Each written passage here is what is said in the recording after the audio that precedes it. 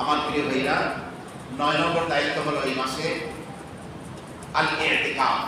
আল্লাহ রাসূল সাল্লাল্লাহু আলাইহি ওয়াসাল্লাম মক্কা থেকে মদিনায় হিজরতের পরে কখনো ইতিকাফ ছাড়েননি।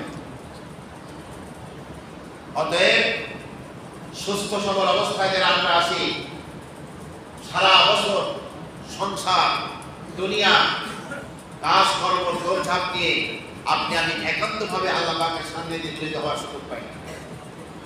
আল্লাহর নবী ইতিকাফের মাধ্যমে এমন একটা ব্যবস্থা আল্লাহর পক্ষ থেকে যিনি করে দিয়ে গেছেন আমাদের জন্য, ইতিকাফ আল্লাহর সাথে একান্ত সম্পর্ক জোড়ার টাইম হলো এই ইতিকাফ।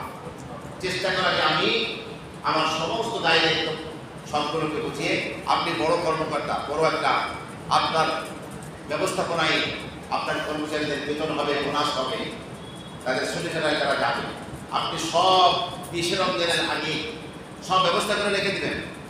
রেখে দিয়ে আপনার পরবর্তী দায়িত্বশীলকে বুঝিয়ে আপনি আল্লাহর ঘরে ঢুকে যাবেন।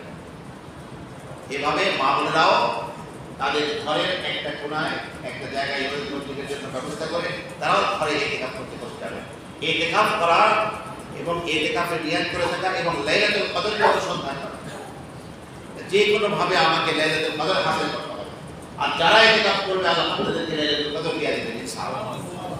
কারণ ইতিকাফ করাটা হলো আল্লাহর সাথে দিলে তখন সাথে ইতিকাফ লাইলাতুল কদর পাওয়ার জন্য।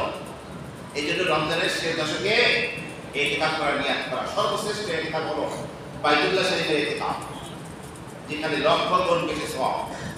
তারপরেই মসজিদে নববীতে মদিনা মুনাওয়ারায় ইতিকাফ, এরপরে মহল্লার মসজিদে বড় মসজিদে ইতিকাফ করা, যেখানে জামাত হয়, জুমা হয়, সেখানে ইতিকাফ করা। তো ইতিকাফের নিয়ত করা।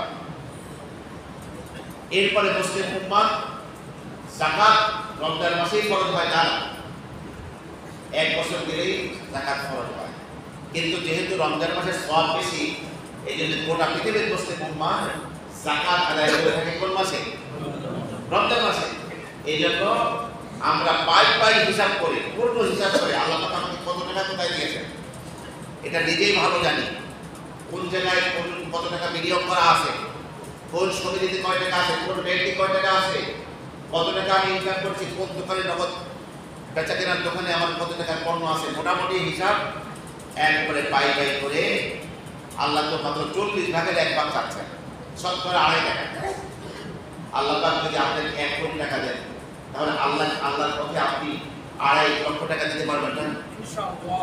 যে আল্লাহ পাক আপনাকে 1 কোটি টাকা দিলেন, বহু মানুষকে তো কোটি টাকার মালিক বানালেন, আপনাকে মালিক বানিয়েছেন, আপনি চক্ষু বন্ধ করে 2.5 লক্ষ টাকা দিয়ে দিবেন।